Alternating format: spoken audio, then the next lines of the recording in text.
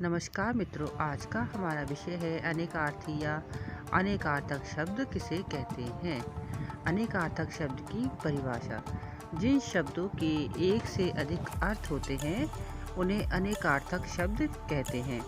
कई बार एक ही शब्द का भिन्न प्रसंग तथा भिन्न वाक्य में अलग अर्थ होता है। जैसे जग में ठंडा पानी लाओ, इस जग में तरह तरह के लोग रहते हैं। दोनों ही वाक्यों में जग शब्द का प्रयोग हुआ है, किंतु दोनों ही जग शब्द का अर्थ अलग है।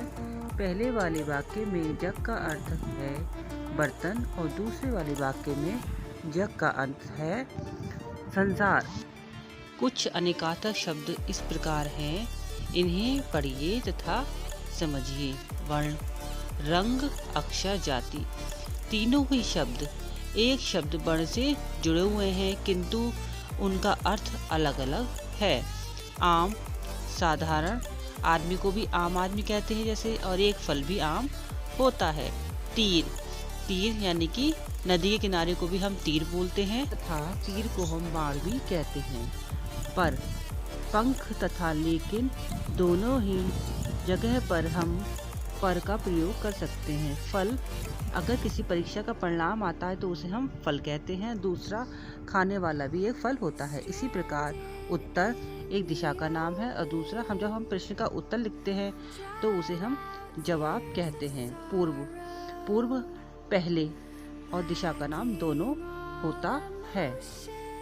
मत, वोट और नहीं दोनों में ही प्रयोग होता है, किंतु दोनों का अर्थ अलग अलग होता है। इसी प्रकार पात्र, बर्तन को और नाटक का पात्र दोनों ही पात्र कहलाते हैं। कल, कल का अर्थ मशीन तथा बीता और आने वाला दिन भी कल कहलाता है। उसी प्रकार मगर शब्द का प्रयोग हम परंतु और मगरमच्छ दोनों के लिए ही करते हैं, जिसका अर्थ तो भिन्न होता है, किंतु दिखने में मगर शब्द एक सा ही लगता है। इसी प्रकार कर, कर का अर्थ हार और टैक्स होता है।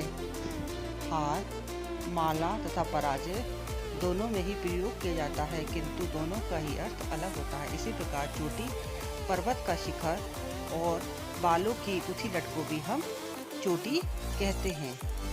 धन्यवाद।